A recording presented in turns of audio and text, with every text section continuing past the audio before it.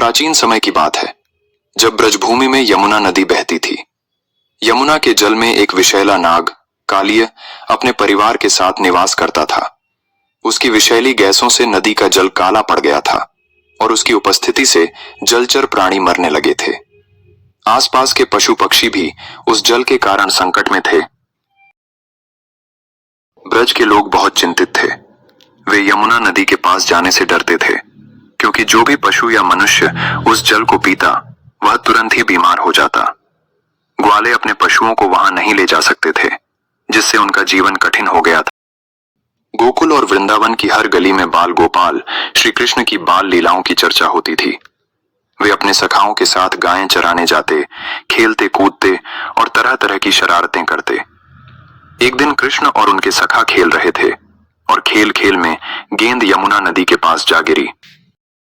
लेकिन श्री कृष्ण निडर थे।